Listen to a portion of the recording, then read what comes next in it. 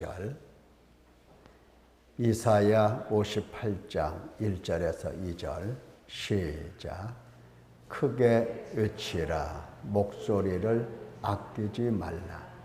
내 목소리를 나팔같이 높여 내 백성에게 그들의 허물을, 야곱의 집에 그들의 죄를 알리라. 그들이 날마다 나를 찾아 나의 길 알기를 즐거워함이 마치 공회를 행하여 그의 하나님의 규례를 저버리지 아니하는 나라 같아서 의로운 판단을 내게 구하며 하나님과 가까이 하기를 즐거워하는도다. 아멘. 찬양을 오전에 우리가 어떤 말씀을 들었느냐 하면은, 하나님께서 여호와의 종, 고난받으신 여호와의 종을 바라보시면서 이제 하나님의 택하신 백성들을 오라고 불러주시면서 초청을 하신다 하는 말씀을 들었습니다. 고난받은 여호와의 종이 아니라면 하나님께서 부르실 리도 없고 불러봤자 아무 소용이 없습니다. 오직 하나님은 고난받은 여호와의 종 안에서 당신의 백성들을 불러내시고 돌아오라 하시며, 돌아오는 자들을 바로 고난받은 여호와의 종 안에서 고치시고 새롭게 만드셔서 그로 하여금 하나님의 공의를 지키고 의를 행하는 사람 만들어 내시는 겁니다. 항상 우리가 기억할 것은 나 구원받았어, 이것으로 끝내면 절대 안 된다는 겁니다. 하나님께서 구원하신 당신 백성들을, 그래 너 구원받았다, 이제 어떻게 살든지 간에 너 이제 앞으로 천국 갈 거야, 그래 마음대로 살아, 절대 이렇게 놔두지 아니하신다는 겁니다. 하나님께서는 이렇게 구원받은 백성을 하나님이 만들어 놓으시고 하나님께서 걸어가시는 그 길을 보여주시면서 그 길을 따라오게 하시고, 육신의 생각, 마음, 자기 욕심을 따라 행하는 그 자기 길을 걷는 그 길을 돌아서게 하시는 겁니다. 그래서 하나님을 따라가게 하는 거죠. 그게 뭐냐? 하나님의 길이라고 하는 게 뭐냐 할 때에 56장, 이사야 56장 바로 정의라는, 공의라는 말씀을 하나님께서 하십니다. 정의를 지키며, 공의입니다. 공의를 지키며 의를 행하라. 이것이 바로 하나님께서 구원하신 당신 백성들에게 하시는 명령입니다. 이 공의라고 하는 것은 하나님의 법이고, 해석하기를 법이고 규례고 율례, 이 통틀어서 이것을 하나님의 말씀이라고 하고, 하나님의 계획과 뜻을 따라서 하나님의 입에서 나온 말씀이다. 하나님 말씀이다. 이 말씀을 가지고 하나님께서는 양육을 하십니다. 당신 백성을 양육을 하세요. 이 말씀을 가지고. 이 양육을 하시는 하나님, 이 하나님을 가리켜서 이제 하나님의 의가 나타났고 하나님의 의라고 얘기를 하는 겁니다. 하나님의 의가 나타났어. 하나님께서 당신 백성들을 어떻게 의롭다 하실 것인가? 의롭다 하실 것인가? 이것이 이제 나타난 겁니다. 반드시 하나님께서 이와 같이 말씀, 법과 규례와 율례, 혹은 율법이라고도 할 수가 있겠죠. 율법의 가장 중요한 부분은 이제 십계명이라고 할 수가 있고, 십계명도 있을 뿐만 아니라 십계명 외에 이제 여러 가지 그 언약서들이 있어요. 규칙도 있고 규례도 있고 언약서들이 있어요. 이런 모든 것들. 자, 그런데 하나님은 이렇게 무조건 해라 산다, 하지 못하면 죽는다, 이런 어떤 기계적인 그 율법을 주신 게 아니고, 하나님께서는 이러한 법과 규례와 율례는, 이 공의는 항상 이 앞에 뭐가 따라 있냐 하면은 인애라는 사랑, 인애라는 하나님의 특별한 그 은혜, 은총, 자비가 항상 이 앞에 있는 겁니다. 그러니까 하나님께서는 율법을 주시더라도 율법을 지키면 구원, 못 지키면 저주, 이렇게 생각하는 게 아니라 사랑하는 당신 백성들에게 이 율법을 주시고 율법을 지키게 하신 겁니다. 사랑하는 자들에게 주신 거예요. 사랑하는 자들에게. 그런데 이 율법의 중요한 부분은 바로 공의라고 하는 겁니다. 핵심이 바로 공의예요. 그래서 예수님께서 마태복음 23장 23절에 오늘 말씀 들었죠. 23절. 화 있을진저 외식하는 서기관들과 바리새인들이여, 너희는 박하와 회향과 근처의 11조는 들이되. 자, 율법을 지켰다는 겁니다. 바리새인과 서기관들이 하나님의 율법을 지켰다. 어렸을 때부터 지켰다. 흠이 없다. 이렇게 생각을 하는데, 율법에 더 중요한, 율법보다도 더 무거운 아주 중요한 그러한 법이 있는데, 그것이 바로 공의와 긍휼이라고 했는데 인애입니다. 헷셋. 인애와 믿음은 버렸도다. 이렇게. 지금 서기관과 바리새인들은 율법을 하나님이 주셨다고 생각을 하는 겁니다. 그런데 하나님께서는 그들에게 주신 게 단순히 율법을 주신 게 아니라 그들에게 뭐를 주셨다? 공의를 주시고 인애와 공의와 의를 주신 겁니다. 그러면 율법보다도 더 중요한 게 바로 인애와 공의와 의가 되는 겁니다. 율법의 더 무거운 부분이에요. 그러니까 율법은 누구라도 쉽게 지킬 수 있는 하나님의 법입니다.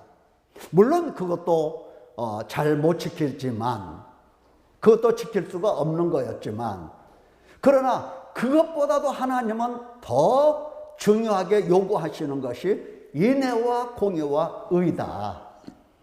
율법을 못 지켰다고 한다면 당연히 뭣도 못 지킨다? 인애와 공의와 의도 지킬 수가 없는 거다. 왜? 율법보다도 더 중요하고 더 무겁고 더 크기 때문에 이 가벼운 율법을 지키지 못했다고 한다면 더 무거운 율법은 더군다나 지킬 수가 없는 거다.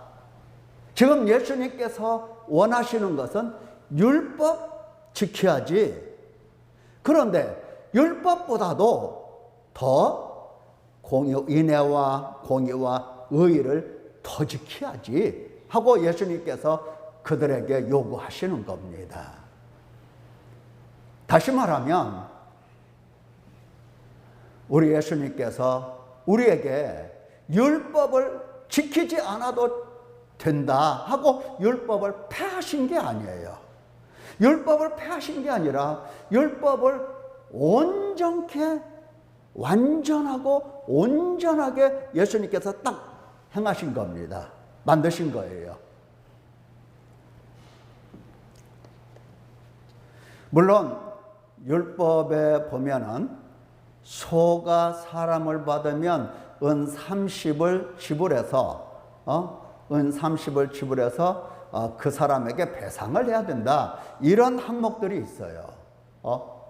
물론 그러한 사회 관계 속에서 오는 율법을 오늘날에도 지켜야 되느냐? 오늘날에도 무슨 양을 잡고 송아지를 잡고 하나님께 그러한 제물을 드려야 되느냐? 아니죠. 그런 부분은 아니에요.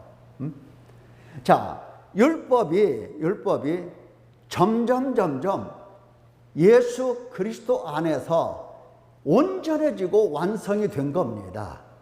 하지만 율법 자체를 예수님께서 없애버리신 게 아니고 폐하신 게 아니고 율법보다도 더, 율법도 물론 율법의 가장 중요한 부분은 십계명이라고 그러는데 율법은 물론이거니와 율법이 지향하는 더 중요한, 더 무거운 인애와 공의와 의를 행해야 된다. 이렇게 말씀을 바리새인과 서기관들에게 가르치고 있는 겁니다. 이거는 하나님께서 처음부터 하나님 백성들에게 요구하신 바예요. 요구하신 바입니다. 자, 예를 들면 아브라함에게 하나님께서 내 사랑하는 아들 독자 이삭을 번제로 드려라 명령하셨어요. 자, 안식일을 기억하여 지켜라. 만약에 그런 계명이 있다고 한다면 그런 계명과 내 아들을 번제로 드려라 하는 이 두 계명 중에서, 두 명령 중에서 어느 게 더 무겁고 어느 게 더 지키기 힘들겠습니까? 보통 안식일을 기억하여 거룩히 지키라 하실 때에는 안식일을 지키는 것은 가벼운 쪽에 속하는 거예요. 그러나 내 아들 사랑하는 독자 이삭을 번제로 드려라 하는 이 명령은 굉장히 무거운 거예요. 만약에 여기에 인애가 없고 공의가 없고 의가 없다고 한다면 이 명령은 지켜 행할 수가 없는 것입니다. 없어요. 할 수가 없어요. 이거는 바로 예수님께서 혹은 하나님께서 하나님 백성들에게 원하시는 것은 원래 인애와 공의와 의입니다. 율법을 훨씬 능가한다고요. 율법을 훨씬 능가하는 겁니다.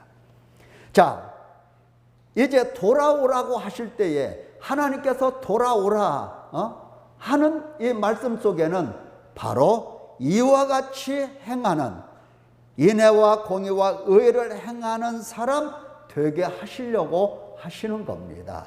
이것을 지키는 사람, 나의 구원이 가까웠고 나의 공의가 나타날 것임이라. 하나님의 바로 구원과 이 공의가 나타날 때에 하나님이 원하시는 것은 바로 인애와 공의와 의다. 예수님 안에서 오늘날 신약의 성도들은 예수님 안에서 율법보다도 더 중하고 무거운 예수님의 명령을 지키는 사람들이 된 겁니다. 단순히 안식일을 지킨다 이런 정도가 아니라 어떻습니까? 바울 사도의 경우를 보면 자기 육체를 십자가에 못 박았다 이렇게까지 나오는 겁니다. 이렇게까지 나오는 거예요. 예수님께서 율법의 가장 중요한 것이 사랑이라고 말씀하셨잖아요. 사랑.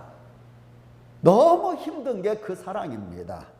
그러나 하나님은 하나님 백성들에게 그와 같이 인애와 공의와 의를 행하는 사람, 이런 사람 되게 하시려고 돌아오라고 하신 겁니다. 돌아오라고 하신 거예요. 자, 오전에 우리가 그런 말씀을 들었는데 우리 마음속에 확실하게 하나님께서 나에게 원하시는 것은 뭐냐? 인애와 공의와 의를 행하는 것이다. 선지자들이 그렇게 그 이스라엘 백성들에게 외치신 말씀, 너희가 하나님의 언약을 깨뜨렸다 하시면서 외치신 말씀은 너희가 하나님의 인애와 공의와 의를 버렸다. 이제 하나님의 인애와 공의와 의를 행할 것이 아니냐, 이렇게 외쳤던 겁니다. 자, 돌아오라고 말씀하신 하나님은 무엇을 요구하시는지 잘 들어보십시다. 이사야 48장 17절 이하를 보면 너희의 구속자이시요 이스라엘의 거룩하신 이이신 여호와께서 이르시되 나는 내게 유익하도록 가르치고, 누구의 유익을 위해서 가르친다? 너의 유익을 가르치고 너를 마땅히 행할 길로 인도하는 내 하나님 여호와라, 이렇게 말씀하십니다. 마땅히 행할 길, 마땅히 행할 길이라고 하는 것은 바로 하나님의 길입니다. 하나님처럼 인애와 공의와 의를 행하는 사람 되게 하시려고 하시는 겁니다. 하나님이 행하신 것처럼 너도 그렇게 행하는 사람, 하나님이 가실 때 동행하고자 원하시는 사람, 바로 지금 마땅히 행할 길이라고 하는 것은 마땅히 행해서는 안 될 길이 있는데 그 길을 우리 인간이 걸어간 겁니다. 욕심의 뜻을 따라서, 욕심을 따라서 자기 마음이 원하는 대로 자기 뜻을 구하고 자기 영광, 자기 부, 자기 명예, 이것을 구하는 이러한 사람의 길은 마땅히 해서는 안 될 길인 겁니다. 이것이 바로 제 길입니다. 각자의 제 길. 자, 이렇게 길 가는 사람들을 돌아오라고 하셨잖아요. 이거 욕심을 따르고 자기 마음이 원하는 대로 살도록 내버려 두면 이 사람은 이 땅에 살면서 무슨 짓 하느냐? 자기 영광, 자기 명예, 자기 부를 위해서 반드시 우상 숭배를 합니다. 우상 숭배를 해요. 우상 숭배를 하게 됩니다. 내버려 두면 우상 숭배를 하게 돼 있어요. 예. 그래서 하나님은 이제 마땅히 행할 길, 하나님의 길, 이것을 가르치고 인도하시는 하나님이시다.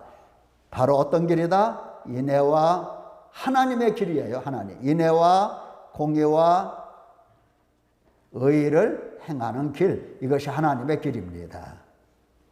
자, 그렇다고 한다면 자기가 가던 길, 여기에서 돌아서려면은 자기 육신의 생각 버려야 되겠죠.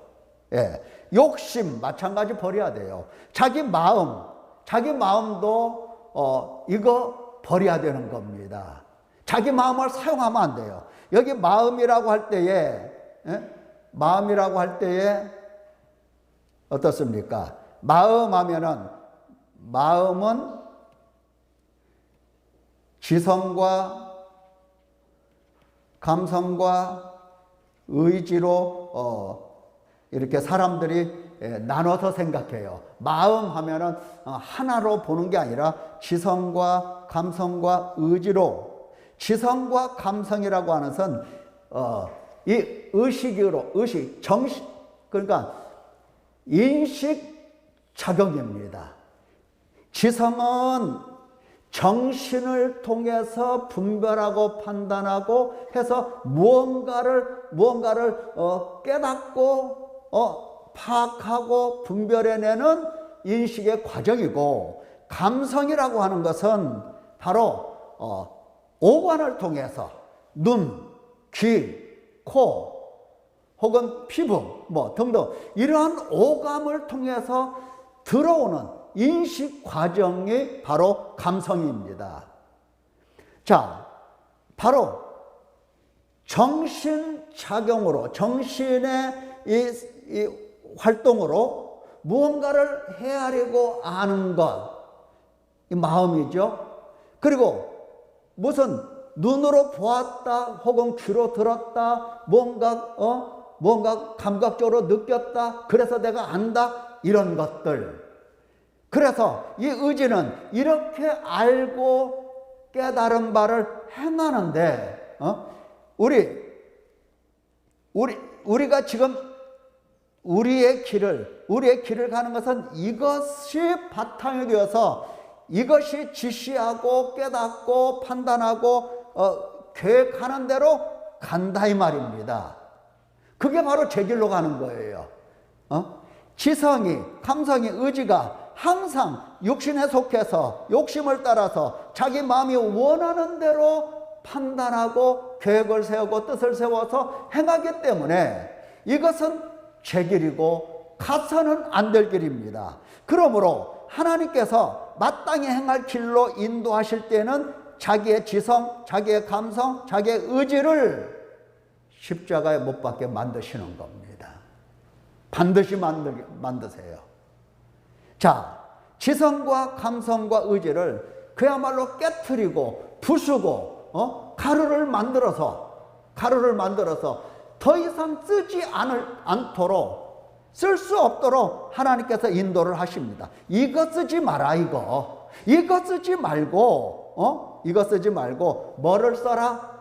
하나님의 영을 따라서. 너에게 하나님의 영을 주신다고 했잖아. 하나님의 영을 따라서 지성과 감성과 의지가 비로소 배우고 인식하고 깨닫고 행하는 바가 그게 하나님이 원하시는 길인데, 하나님의 영을 따라서 지성과 감성과 의지를 사용하여 하나님을 알아차리고 하나님 따라가라 하는 겁니다. 그래서 인애와 공의와 의를 행하는 사람이란 자기의 지성, 감성, 의지, 이것을 십자가에 못 딱 박는 사람입니다. 자기를 부인하는 사람이에요. 하나님은 이렇게 마땅히 행할 길을 가르쳐 주시고 인도하시는 하나님이십니다. 단순히 지금 율법을 지키느냐 안 지키느냐 이 정도가 아니에요. 훨씬 더 무겁고 훨씬 더 중요한 우리에게 그 계명들을 가르쳐 주시는 겁니다. 율법을 보십시오. 율법을 보면은 살인하지 말라 이렇게 되어 있어요. 십계명이 그렇게 되어 있죠. 살인하지 말라. 그런데 예수님께서는 어떻게 가르치셨다? 형제를 미워하는 자는 이미 그 마음에 살인한 자다, 이렇게 가르쳐 주십니다. 율법이 단순히 율법이 아니라 율법보다 더 훨씬 더 중요한 그러한 공의를 하나님께서 우리에게 가르쳐 주시고 행하는 사람 되게 하시는 겁니다. 단순히 율법이 아니에요. 그러니까 율법보다도 더 중하고 무거운 법을 하나님은 하나님 백성들에게 행하게 하시는 것입니다. 우리가 그냥 구원받았어 그걸로 끝내려고 해요. 이거는 구원받은 사람의 모습이 아니에요. 하나님은 구원하신 당신 백성들을 반드시 인애와 사랑을 깨닫게 하시죠. 사랑을 행하게 하세요. 하나님의 뜻과 계획과 법을 알려주시죠. 그것을 행하게 하세요. 그리고 항상 끝까지 믿음을 갖도록 의를 행할 수 있는 사람 되게 만들어 내시는 겁니다. 자, 잘 보세요. 하나님께서는 마땅히 행할 길로 인도하신다고 그랬죠. 출애굽기 6장 5절 8절을 보면 이스라엘 자손의 신음소리를 내가 듣고 나의 언약을 기억한다 하셨습니다. 누구와 세운 언약? 아브라함과 이삭과 야곱과 세운 언약입니다. 이것을 기억하고 나는 여호와라. 애굽 사람의 무거운 짐 밑에서 너희를 빼낸다. 언약을 기억하고 빼내는 겁니다. 그들이 행하는 어떤 행실을 보고 빼내는 게 아니고 아브라함과 이삭과 야곱에게 행하신 맺으신 그 언약을 기억하시면서 그들을 구원해 내시는 겁니다. 그들의 노역에서 너희를 건지며 편팔과 여러 큰 심판들로서 너희를 속량하여, 큰 심판이라고 하는 것은 애굽에 내린 심판들이 있습니다. 로서 너희를 속량하여 너희를 내 백성 삼고 나는 너희 하나님이 되리니 나는 너희 하나님 여호와인 줄 너희가 알지라. 이렇게 말씀하시면서 무슨 이야기를 하시느냐면은 너희가 내 말을 잘 듣고 내 언약을 지키면 너희는 모든 민족 중에서 내 소유가 된다고 말씀하십니다. 하나님의 특별한 백성입니다. 이게 구원받은 백성들이에요. 소유가 되겠고 너희가 내게 대하여 제사장 나라가 된다 말씀하십니다. 언약을 파기하면 소유고 제사장 나라고 없어요.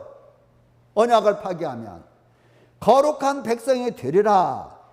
언약을 지킬 경우에 그렇다는 겁니다.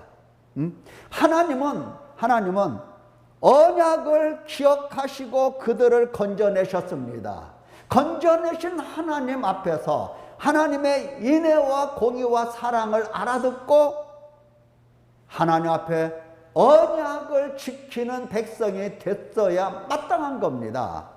그러면 하나님은 그들을 소유 삼고 제사장 나라 삼고 거룩한 백성 삼아 주시는 겁니다.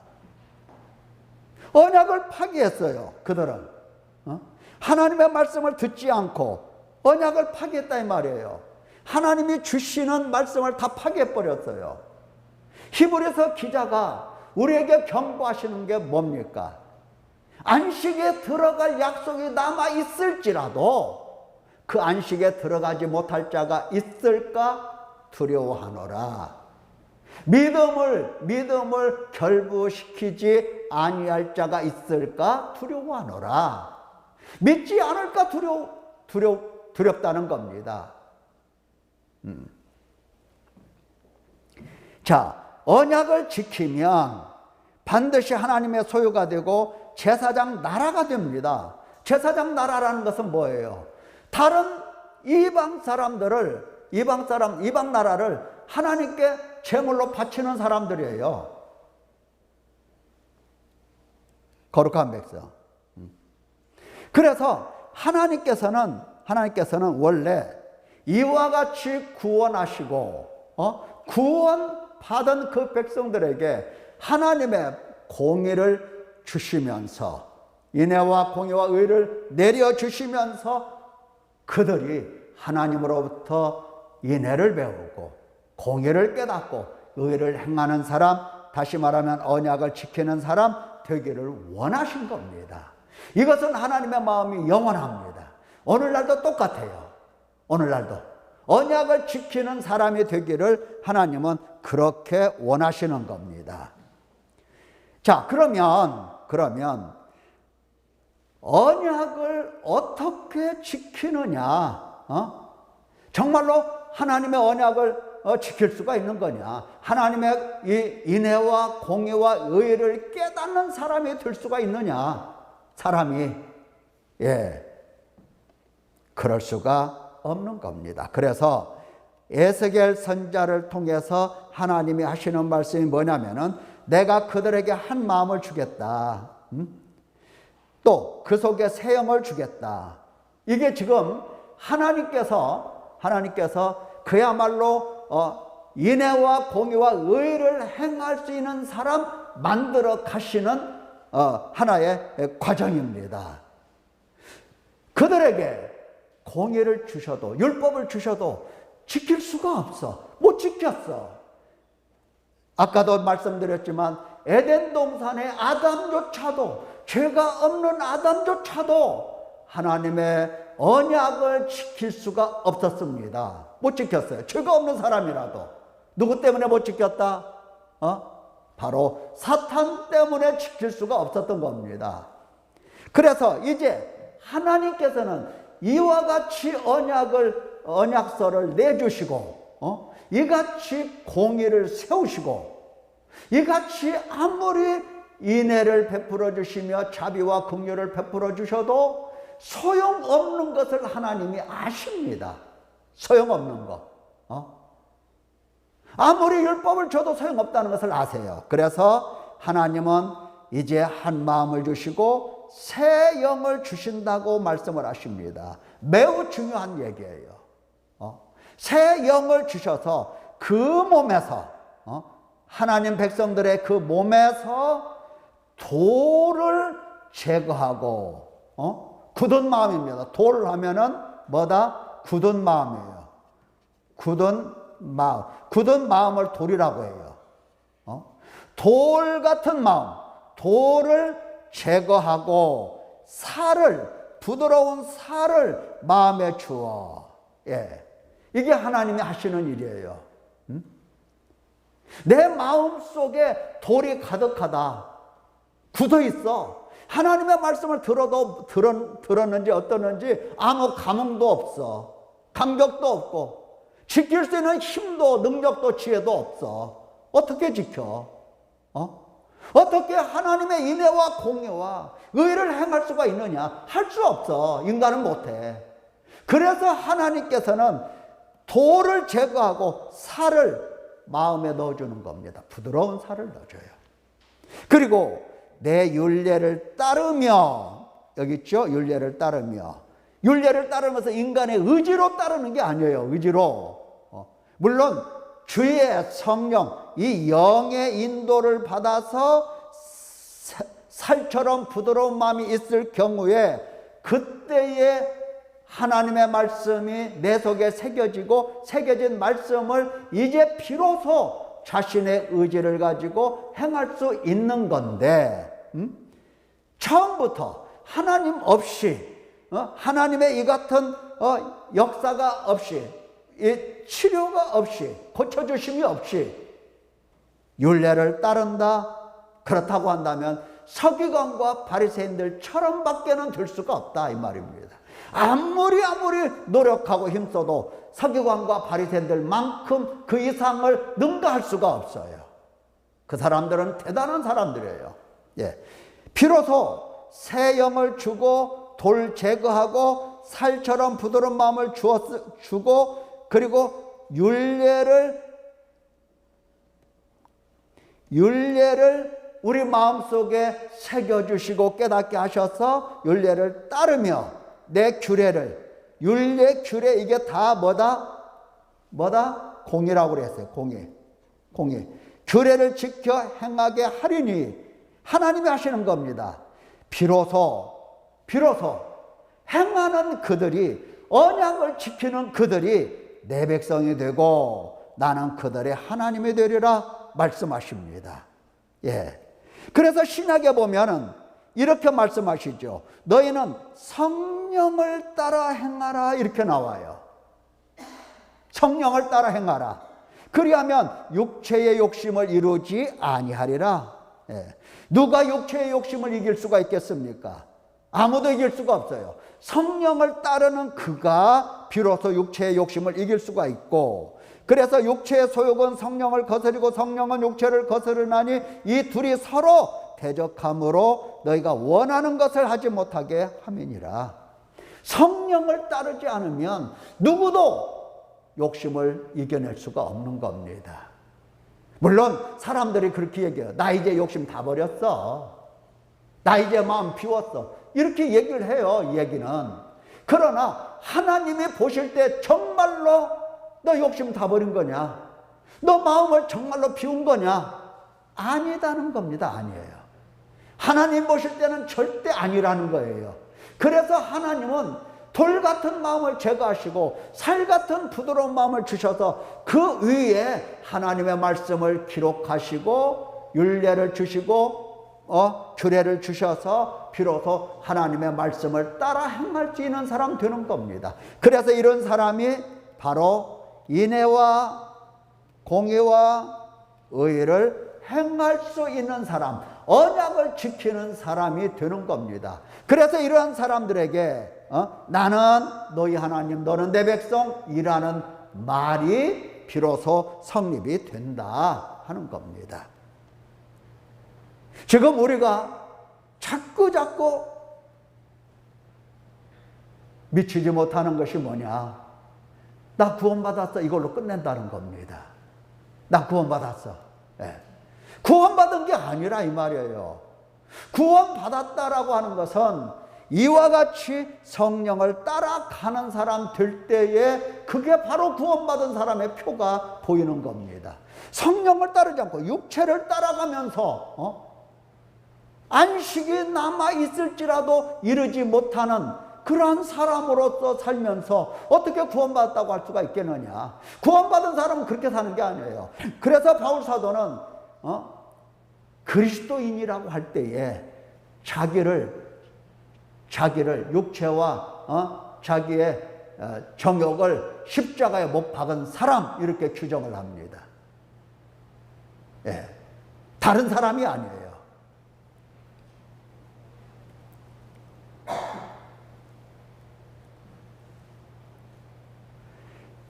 예, 갈라디아서 5장 18절 보면 성령의 인도하시는 바가 되면 율법 아래 있지 아니하리라 하면서 무슨 얘기를 하냐면은 육체의 일은 분명하니 음행과 더러운 것과 호색과 우상숭배와 주술과 원수 매는 것과 분쟁과 시기와 분냄과 당짓는 것과 분열함과 이단과 투기와 술취함과 방탕함과 또 그와 같은 것들이라.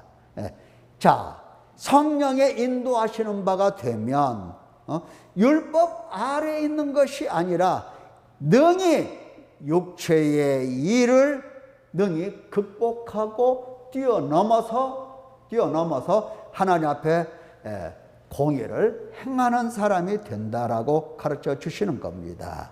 자, 이러한 자들은 하나님의 나라를 유업으로 받는다, 못 받는다? 못 받는다. 확실히 얘기하잖아요. 확실히 얘기해요. 하나님의 나라를 유업으로 받지 못한다. 예. 하나님께서 구원하시고 하나님의 나라를 유업으로 받지 못할 사람 만드신다? 있을 수 없는 거잖아요. 구원하셨으면 하나님의 나라를 하나님이 주시는 겁니다. 구원받은 자들에게 그걸 주시려고 하시는 거지. 예. 자, 너희는 정의를 지키며 의를 행하라. 이는 나의 구원이 가까웠고 나의 공의가 나타날 것임이라. 예, 말씀하셨어요. 자, 우리가 단순히 구원받은 사람이다 이런 생각 이제 버려야 됩니다. 버리고 내가 하나님의 자녀가 되는 것은, 나의 하나님이 되는 것은 바로 성령을 따라서 이와 같이 인애와 공의와 의를 행하는 사람, 이게 바로 구원받은 사람이요, 이게 바로 하나님 백성의 삶이다 라는 것을 우리가 확실히 마음에 담아둬야 할 것입니다. 우리는 이제 걱정이 생긴다고요. 걱정이. 율법을 지키라고 하는 것도 우리는 힘이 드는데 어떻게 정의와 공의와 의를 인애와 공의와 의를 행하라고 하시는가? 할 수 있다 없다? 더 우리는 절망하게 되는 겁니다. 그 돌아오는 방법에 대해서 하나님이 이렇게 말씀하십니다. 잘 들으셔야 됩니다. 돌아오는 방법에 대해서 하나님이 뭐라고 말씀하시는지를 잘 들어야 돼요. 57장, 이사야 57장 14절에 길을 수축하여 내 백성의 길에서 거치는 것을 제하여 버리라 이제 나오죠. 내 백성의 길에서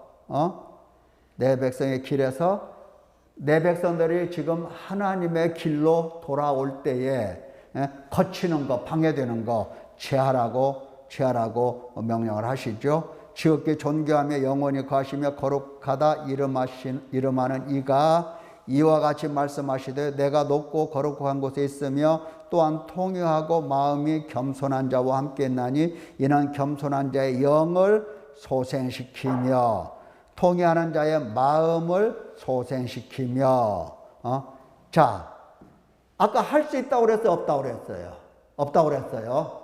없는 것을 하나님께서 우리에게 하라고 명령만 하시고 만약에 못할 경우에는 심판이다 이렇게 이야기하시는 분이 아니십니다. 그분은 원래 우리에게 인애를 가지고 베푸시는 분이세요.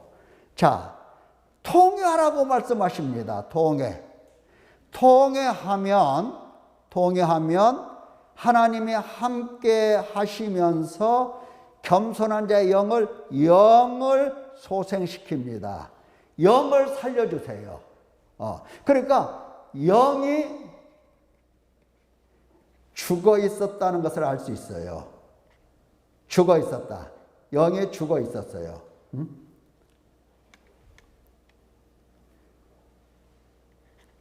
그렇죠? 영의 죽음을 알 수가 있어요. 자, 통회하는 사람의 뭐를 살려주신다?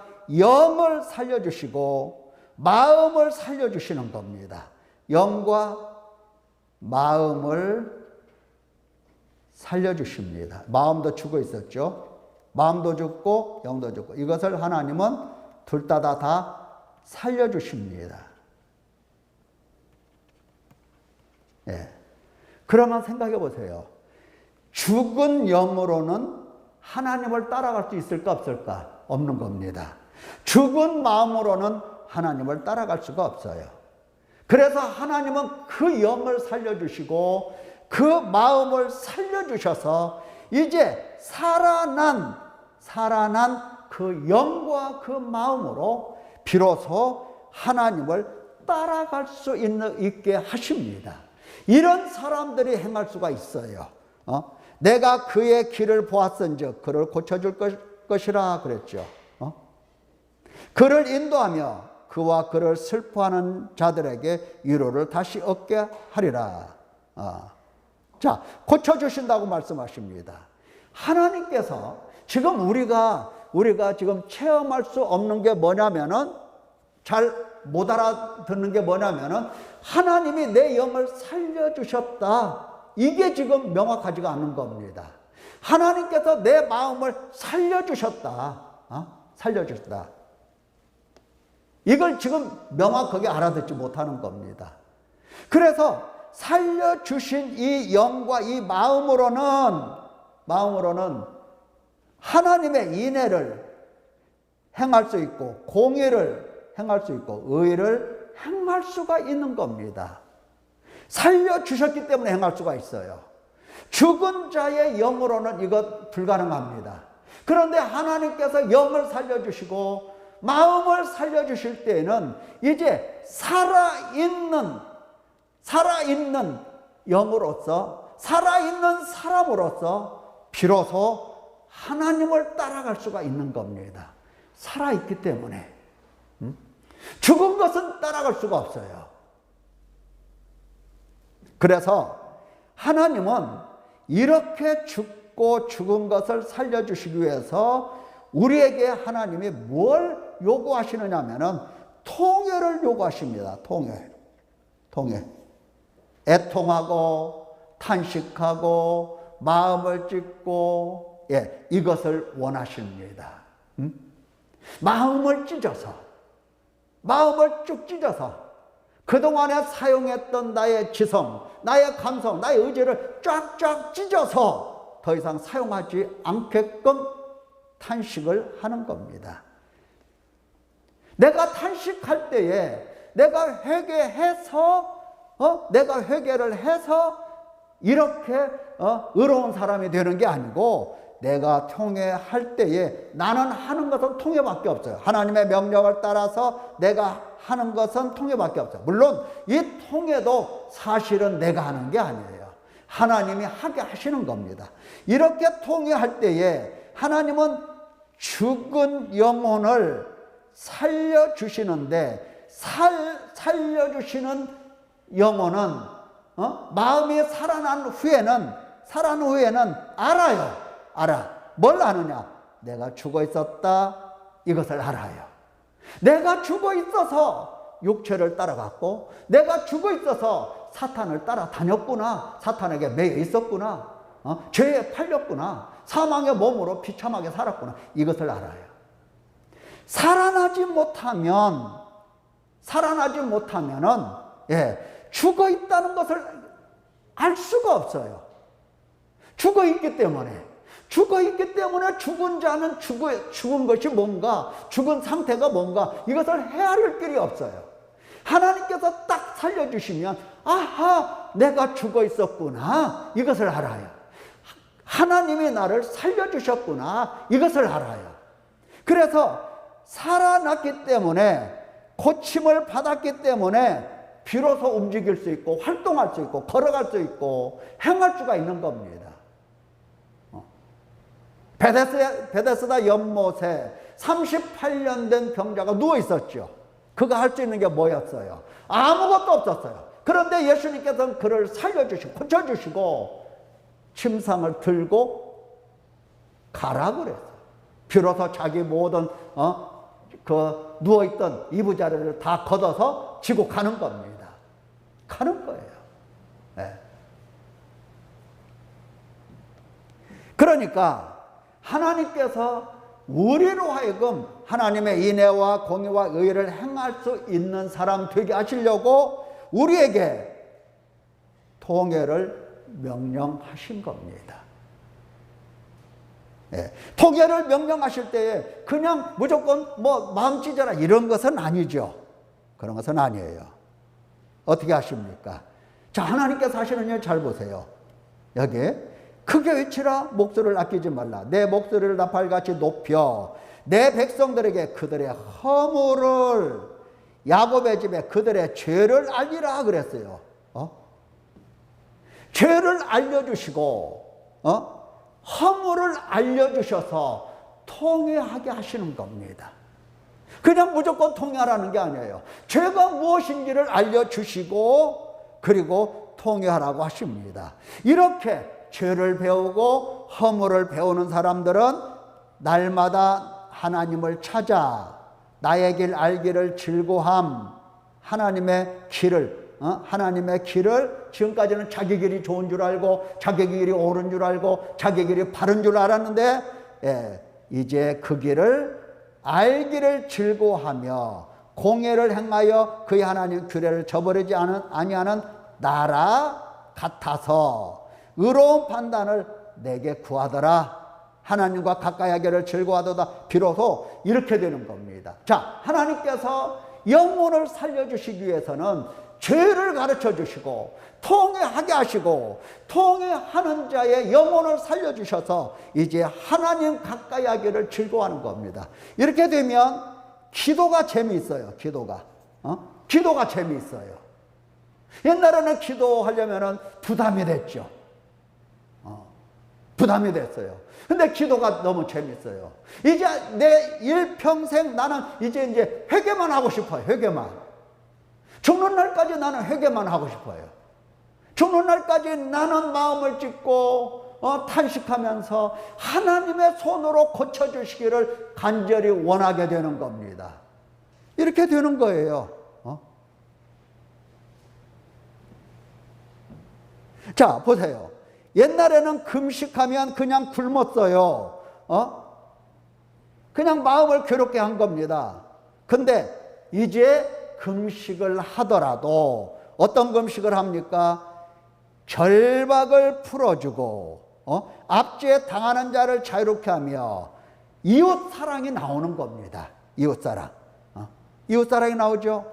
자유하게 하며 모든 멍에를 꺾는 것이 아니겠느냐. 줄인 자에게 내 양식을 나눠주고 유리하는 빈민을 집에 들이며 헐벗은 자를 보면 입히고 내 고력을 피하여 스스로 숨지 아니하고 이렇게 사랑을, 이웃 사랑을 행할 수 있는 사람이 되는 겁니다. 여기 잘 보세요. 하나님은 죄를 일러주시고 통회하게 하시고 그래서 하나님께서는 영과 마음을 살려주시고 살고 나고 보니까, 살아나서 보니까 회개가 너무 기뻐. 너무 좋아. 기도가 너무 좋아. 그러니까 일평생 내가 사는 날 동안 나는 회개만 할 거야, 이런 결단을 하는데, 그런 사람들은 점점 고침을 받되 이제 행위까지 고침을 받게 되는 겁니다. 이런 사람들이 행위까지도 고침을 받아요. 이웃 사랑을 할 수 있는 사람 된다, 그 말이에요.